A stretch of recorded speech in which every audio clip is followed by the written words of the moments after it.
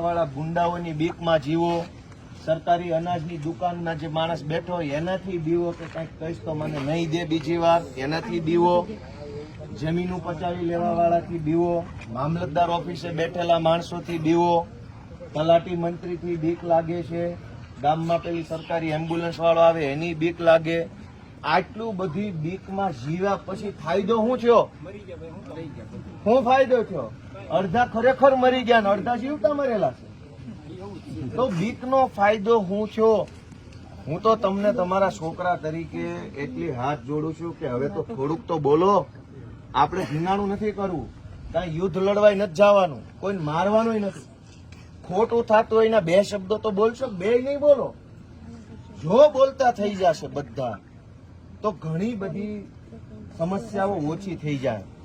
આ આટલું બધું આ છે ને, બોલો આપણે કાઠિયાવાડી આપણી પોતાની ખેડૂની ભાષામાં નીંદો નહીં તો ભેળાઈ જાય. આ ભેળાઈ ગયું. શેષ બધા દાંતડીનો ઠોંસું માર્યા કરે ને, થોડી થોડી દાંતડી હોવ મારે આખું ખેતર ન નીંદાય તો ભેળાય તો ન જ જાય. પણ બોલતા નથી કોઈ. પોલીસ આવે તો બધા ટગર ટગર જોયા કરે, જે કે સાંભળી લે. તલાટી આવીને ખખડાવે તો જે કે સાંભળી લે.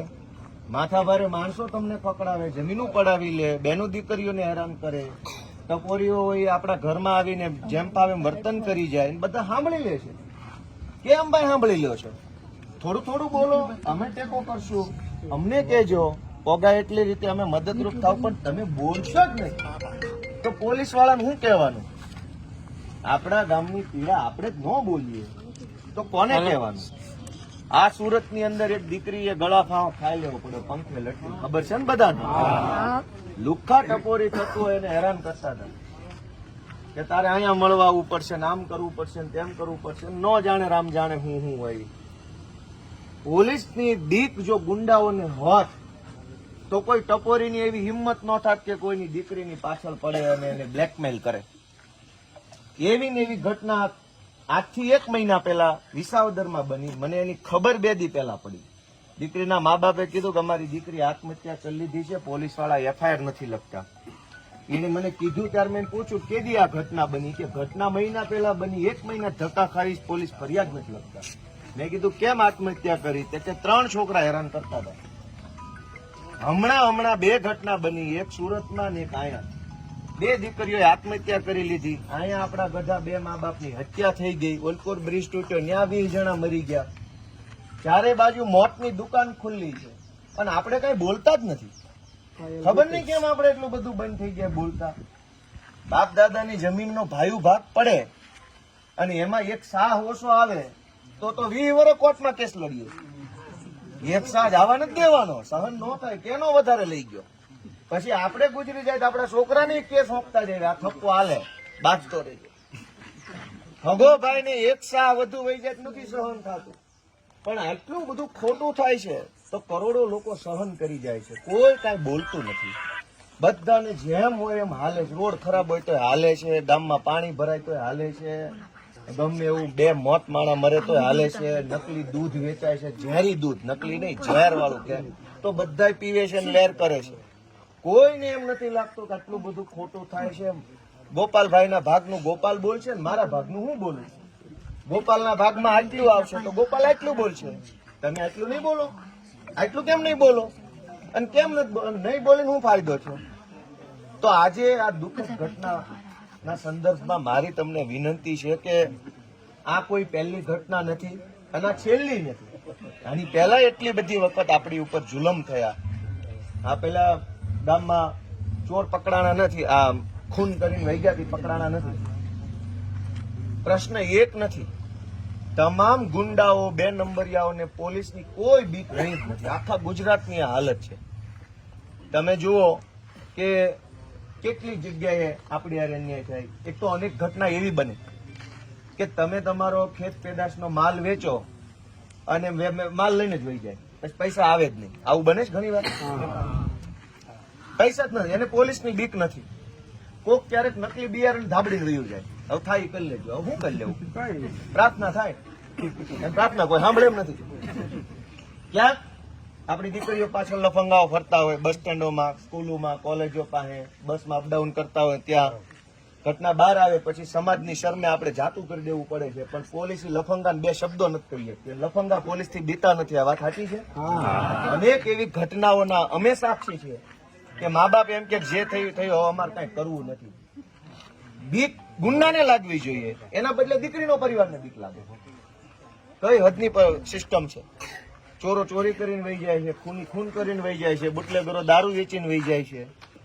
કોઈને પોલીસની બીક નથી. શું કામ? આપણે બોલતા જ નથી. આપણો આત્મા મરી ગયો છે, આપણો આત્મા જાગતો નથી. હવે આપણે ખાલી હરતું ફરતું હાડ પિંજર વજ્યા છે. આપણી અંદરનો માણા ક્યાં? કેમ કે એક મરેલો માણા પડ્યો ને પાટું મારો ને તો હલે નહીં. જીવતા માણસ પાટું મારો તો હામો થાય, વડકા કરે. જો આપણો આત્મા મરી ન ગયો હોય તો આપણને દુઃખ લાગવું જોઈએ, આઘાત લાગવો જોઈએ. દરેક ઘટનાની અંદર આપણને અંદરથી બળતરા થવી જોઈએ. આ તો ખોટું છે, પણ આપણો આત્મા મરી ગયો પછી આપણને શું ફરક પડે? રોડ તૂટી ગયો, નાળું તૂટી ગયું, ખૂન થઈ ગયું, દારૂ વેચાય છે, ડ્રગ્સ વેચાય છે, દીકરીઓની છેડતી થાય, જે થાય તે આપણો જ આત્મા મરી ગયો પછી આપણને કઈ ફરક નહીં પડે. હું તમને નાનો છોકરો છું, તમારા બધા કરતા મારી ઉંમર બહુ નાની છે, અનુભવ નાનો છે, સમજણ મારી બહુ નાની છે, પણ હું તમને હાથ જોડું છું કે આત્મા જગાડો. આ બહુ ખોટું થઈ રહ્યું છે. ખાલી આ એક ઘટનાની વાત નથી, કેટલી ઘટના છે તમે વિચારો. છાપું ખોલો, ચારો તરફ લોહી નીતરતું છાપું આવે છે આપણા હાથમાં. છાપામાં જેમ પડતું ન હોય લોહી, પણ દરેક સમાચાર અહીંયા બળાત્કાર થયો, અહીંયા ખૂન થઈ ગયો, અહીંયા ગળા ફાંસો ખાઈ લીધો, અહીંયા પાટા નીચે પડતું મૂક્યું, અહીંયા એક્સિડન્ટ કરીને મારી નાખ્યો. આખા છાપામાં આવા સમાચાર હોય છે કે હોતા? ક્યાંય સારા સમાચાર ભાળ્યા? કે કોઈ ખેડૂતના 10 લાખ રૂપિયાની થેલી ખોવાઈ ગઈ હતી અને પોલીસ વાળાને જડી પાછી આપી ગયો? સારા સમાચાર ક્યાંય નથી. છાપું ખોલો એટલે લોહી નીતરે છે અંદરથી. ગળાફાઓ, બળાત્કાર, પ્રેમી પંખીડા, વ્યાજના ચક્રમાં ફસાયો, જમીન પડાવી લીધી, મામલતદાર ઓફિસ બાદ ધરણા કર્યા, તલાટીનો ઘેરાવો કર્યો, ખાડો ભરાતા લોકોએ આક્રોશ વ્યક્ત કર્યો. જાણે કે આપણે અહીંયા ધરણા કરવા જૈનમાં હોય, આપણે આખી જિંદગી ધરણા મળી જાય. બહુ થાય પકડાય તો એ પકડાય, પછી તો કઈ પાછળ તો કઈ થતું જ નથી. આત્મા જગાડો ભાઈ, કઈક કરવાનું કરાવવું હોય, આત્મા જગાડો. ગુજરાત આપણું છે, આ ભોં આપણે છે, આ મલક આપણો છે. આ મલક બરબાદ થાય, આ ભોં બરબાદ થાય તો આપણે કેવી રીતે આબાદ થશું? આપણો ઉદ્ધાર નહીં થાય જો જમીન આપણી આ વ્યવસ્થા બગડશે તો. એટલે હું તમને વિનંતી કરવા આવ્યો છું, માત્ર એક જ ઘટનાની વાત નથી કરવી, કેમ કે એક જ પીડા હોતી તો કોઈ પીડા જ નથી. અહીં તો જેનકોટ પગલું ભરો એનકોટ પીડા છે. કે મારી વાત ખોટી છે? તો બધાને મારી એટલી વિનંતી છે, થોડું થોડું બોલો, અવાજ ઉઠાવો, ડરો નહીં. ડરીને કઈ ફાયદો નથી. બોલશો તો 2 દી મોડું મોત આવશે. મૂંગા રહ્યો તે દી ઉપાડ લે. મારી વાત સાચી છે ખોટી છે? 2 જણા બાગતા હોય, હામાં થાવ તો બચવાની સંભાવના રહે, પણ હામાં જ ન થાવ તો ખોબા પડી જાય. તો જે કાંઈ સમાજના પ્રશ્નો છે, ખેડૂતોના, ગામના, મહિલાઓના, વંચિત વર્ગના, પુરુષોના, વેપારીઓના, એમાં થોડું થોડું બોલો, અવાજ ઉઠાવો, વિરોધ કરતા શીખો. ખોટું હોય એનો વિરોધ કરો, સાચું હોય એને પ્રણામ કરો, એમાં કઈ વાંધો નથી, હાસાને પ્રણામ કરવાના. પણ હાવ હળાહળ ખોટું હાલે છે. આખા ગુજરાતમાં નકલી ઝેરી દૂધ બેફામ વેચાય છે. આજે મને અમરેલીના સમાચાર વોટ્સએપમાં કોકે મોકલ્યા છે, હજુ એની ખાતરી કરીશ, પાક્કું કરીશ, માહિતી મેળવીશ પછી બોલીશ. મારા વોટ્સએપમાં એક સમાચાર આવ્યા છે, ઝેરી દૂધ વેચાય છે, કેમિકલ વાળું દૂધ ભરી દે છે. ખોટા ફેટ વધારવા માટે થઈ યુરિયા ખાતર, બધા અલગ અલગ તેલ, શેમ્પૂનું દૂધ આપણને પીવડાવી દે છે. અને આપણા પેટનું પાણી નથી હલતું. ઝેર પી ગયા પછી પાણી નથી હલતું. તો હું શું કહેવામાં આવું? મારે શું કહેવાનું? ધારાસભ્ય તો ઠીક છે, એ તો નાની વસ્તુ છે.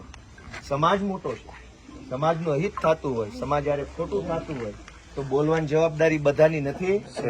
બધાની નથી?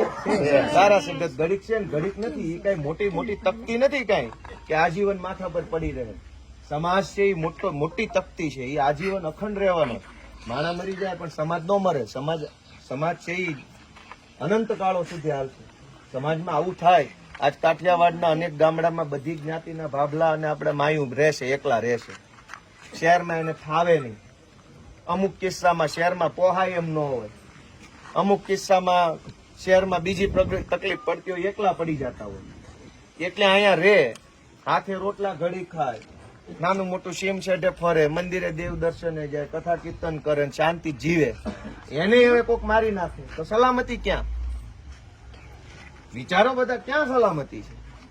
અને માર્યા પછી ચોર નથી મળતા. આપણે ટુ વ્હીલર લઈને અમરેલી જાવી તો આપણને તરત પકડી લેશે, ક્યાં હેલ્મેટ?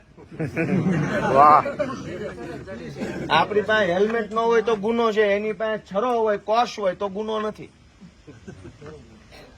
તો આત્મા જગાડો ભાઈ વડીલો. મારી તો બધાને આજે કઈ ભાષણનો દિવસ નથી, આ કઈ બોલાય નહીં. મારી વિનંતી એટલી છે, હું તમારો દીકરા તરીકે કહું છું કે કઈક થોડોક મનને ઢોળો, બધા પોતાના આત્માને જગાડો કે બહુ ખોટું થઈ રહ્યું છે, નહીં બોલો તો બધાના ઘરે આવશે. એક હિન્દીનો એક બહુ સારો શેર છે કે લગી હે આગ તો કઈ ઘર આएंगे જદ में, यहाँ पे सिर्फ मेरा मकान थोड़ा है. આગ લાગે તો મારા ઘરે નહીં આવે? ગામમાં કોઈ એક ઘરમાં આગ લાગી છે, એનું હું તો છું તો એ તો આગ છે, ગમે એના ઘરે ચડી જાય.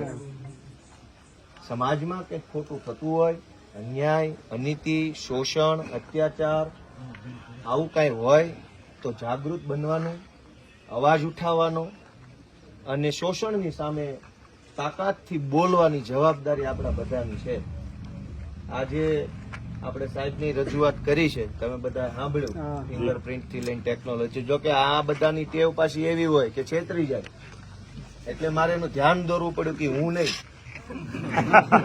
વાહ, સરસ, ધન્યવાદ. કે ઈ તમે ગામજનોને ખબર ન હોય વિઝિટેશન કેવું આવે, પંચનામું કેવું આવે, ફિંગરપ્રિન્ટ ક્યાં મેચિંગ કરવાનો હોય, કયા મશીનમાં ફિંગરપ્રિન્ટ, આવી તમને ખબર ન હોય, તમને ગમે એવું કઈ લઈ જાય, તમારે તો હાથ પાડવી પડે.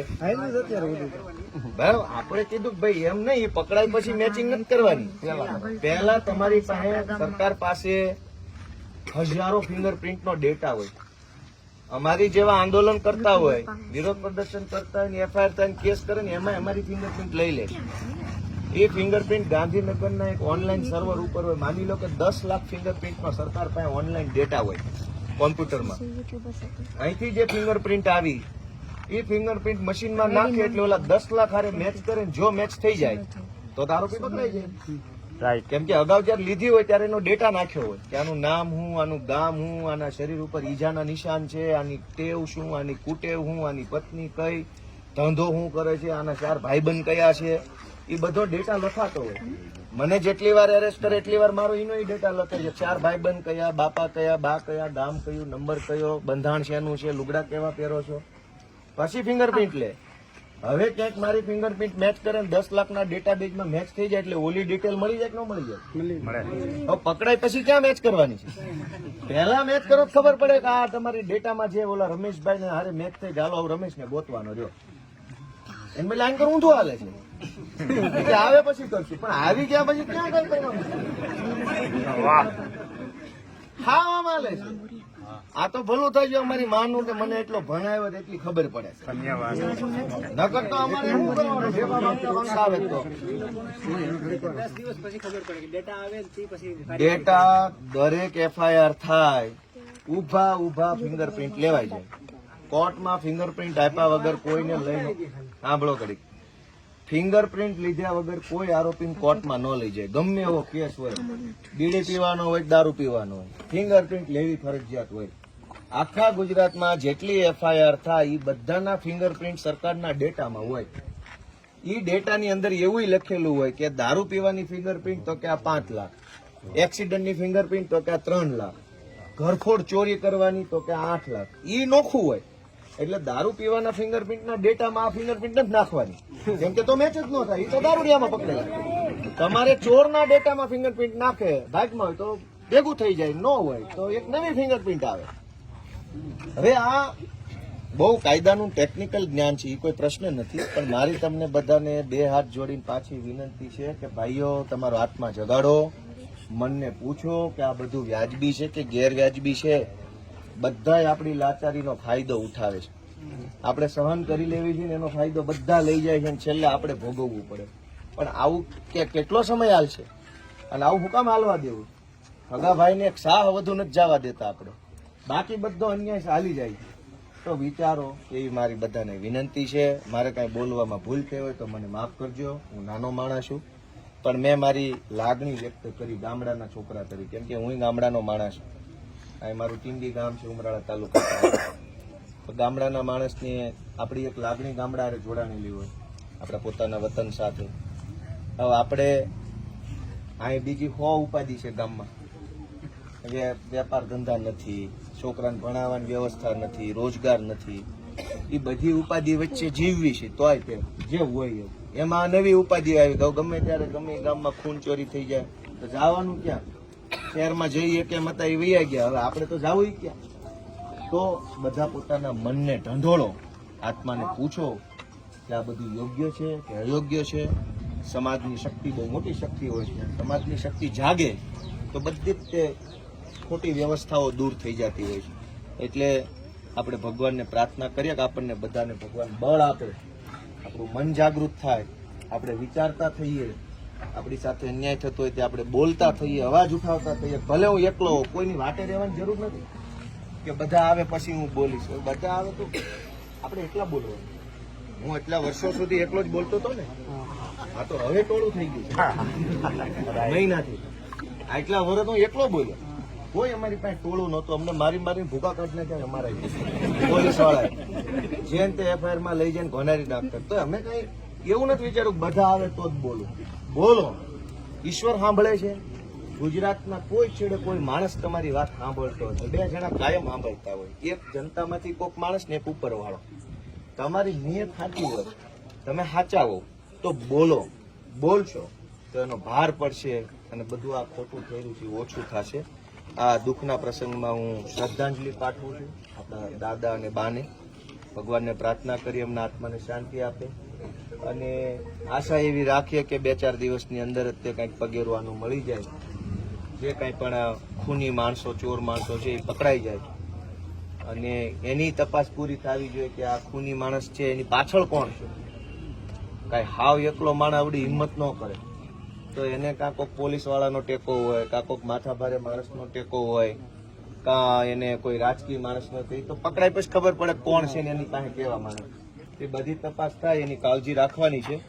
મારા લાયક કાંઈ જરૂર હોય તો મને સંભાળજો, હું મારતા ઘોડે આવી જઈશ પાછો અહીંયા. વાહ, સરસ. બરાબર છે. એટલે કાલે હું ઓલી સંકલન સમિતિની બેઠક હતી, કલેક્ટર હારે સવારથી મીટિંગ હતી ને બપોર સાંજ સુધી અનેક અલગ અલગ અધિકારીઓ હારે મારી મીટિંગ હતી. એટલે કાલે ને કાલે સમાચાર તો મને મળ્યા, ફોન પર વાત થઈ હતી, પણ કાલે હવાઈ એમ હતું નહીં મારાથી. એટલે હું આજે આવ્યો છું, એ બદલ મોડો આવ્યો એની માફી છે મારી. પણ પાછો મને કહેશો તો હું પાછો જરૂર પ્રમાણે હાજરી આપીશ. બરાબર છે. હવે તમે બધા રજા કરો તો હું રજા લઉં.